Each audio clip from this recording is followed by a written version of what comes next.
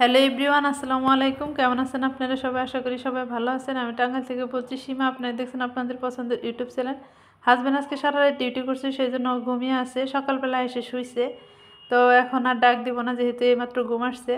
আমি রান্না করার জন্য সরাসরি চুলায় চলে যাচ্ছি। আর এখন আমি রান্নাটা করে নেব, যেহেতু ঘুম আসছে, ঘুমে থেকে উঠে খেতে চাবে।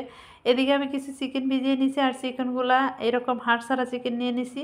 অবশ্যই হাড় ছাড়া চিকেন নিয়ে নিতে হবে। আজকে যেহেতু আমি চিকেন টিক্কা বানাবো, সেই জন্য এরকম হাড় ছাড়া চিকেন নিয়ে নিছি। আর এদিকে নিয়ে নিছি আমি ছোট আলু। এই আলুটা আমি চোষা সহ শিলপাটায় বেটে ভর্তাটা করে নেব।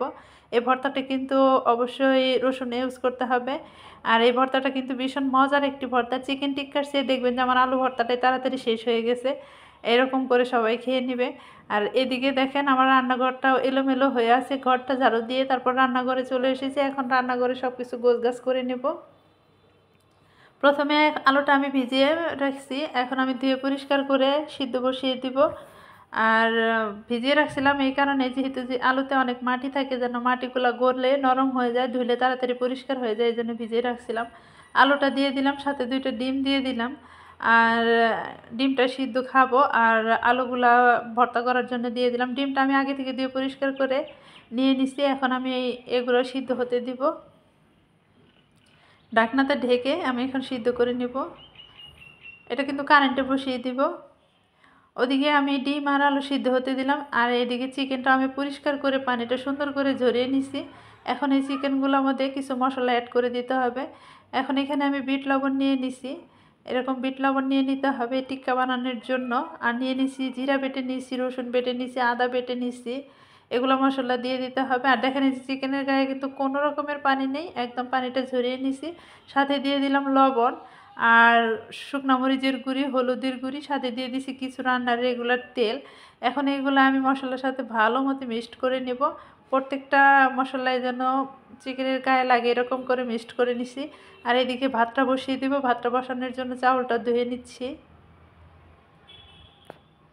চিকেনটা কিন্তু আমি আধা ঘন্টার জন্য রেস্টে রেখে দিছি। আর রেখে দিয়ে আমি চাউলটা ধুয়ে নিচ্ছি। ভাতটা প্রথমে বসিয়ে দিয়ে নিব। ওদিকে কিন্তু আমার আলু আর ডিম সিদ্ধ হচ্ছে, এদিকে চিকেনটাও রেস্টে রেখে দিয়েছি মশলা মাখিয়ে। আর এদিকে আমি ভাতের চাউলও ধুয়ে নিচ্ছি। ভাতের চাউল ধুয়ে ভাতটা বসিয়ে দিব রাইস কুকারে। ভাতটাও হয়ে যাবে, ওইদিকে আলু সিদ্ধ হয়ে যাবে, এদিকে চিকেনটাও আমি রেডি করে নেব। তো দেখেন এই যে চিকেনটা আমি আধা ঘন্টার জন্য রেস্টে রেখে দিয়েছিলাম, ফিরে আসলাম আধা ঘন্টা পর। এখন এই চিকেনটা আমি ফ্রাই করে নেব। চিকেনটা ভালো মতো ফ্রাই করে নিতে হবে। আর এখন এই যে দেখেন আমি ফ্রাই প্যান তেল দিয়ে দিছি, তেলটা আরেকটু তেল দিয়ে নিতে হবে। এখানে অল্প অল্প করে তেল দিব। আর চিকেনটা আমি ভালো মতো ভাজি করে নিব। একবারে বেশি তেল দিলে গেলে কিন্তু মশলাগুলো তেলে চলে যাবে। ঢাকনাটা ঢেকে আমি চিকেনটা ভালো মতো সিদ্ধ করে নেব।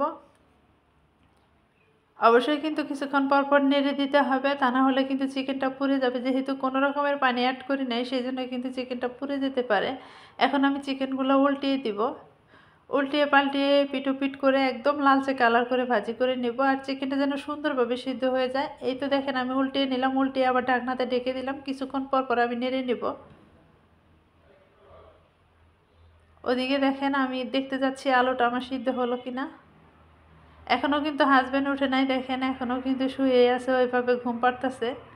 আর এদিকে কিন্তু আমার রান্নাটাও শেষ হয়ে আসছে। আর দেখেন এই যে আলুটাও সিদ্ধ হয়ে গেছে।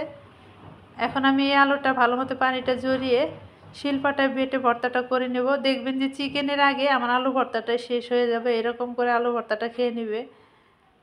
এই ভর্তাটা কিন্তু ভীষণ মজার একটি ভর্তা।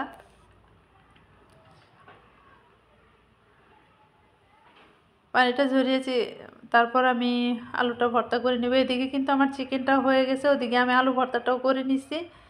আর চিকেনটা দেখেন কত সুন্দরভাবে সিদ্ধ হয়ে গেছে। ভিডিওটা ভালো লাগলে অবশ্যই কিন্তু সাবস্ক্রাইব করবেন, আর কমেন্টের মাধ্যমে জানাবেন আজকের রেসিপিটা কীরকম হলো।